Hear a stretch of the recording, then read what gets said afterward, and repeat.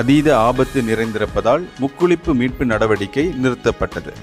மஸ்ஜித் இந்தியாவில் கடந்த வாரம் ஏற்பட்ட நில அமிழ்வு சம்பவத்தில் மண்ணோடு புதைந்து போன இந்திய பிரஜையான விஜயலட்சுமியை மீட்கும் நடவடிக்கையில் முக்குளிப்பு தேடல்கள் நிறுத்தப்படுகின்றன.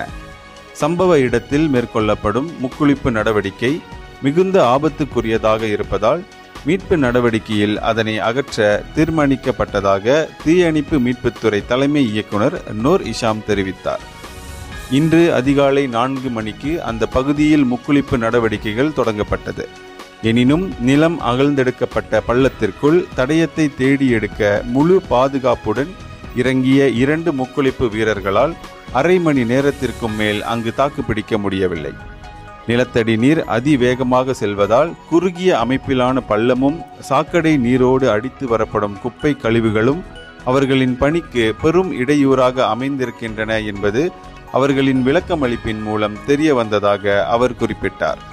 அவர்கள் எதிர்நோக்கிய சிக்கல்கள் பற்றி நடத்தப்பட்ட கலந்த ஆலோசனைக்கு பின்னர் விஜயலட்சுமி மீட்பு நடவடிக்கையில் முக்குளிப்பு தேடல் முயற்சி கைவிடப்பட தீர்மானிக்கப்பட்டதாக அவர் தெரிவித்தார்.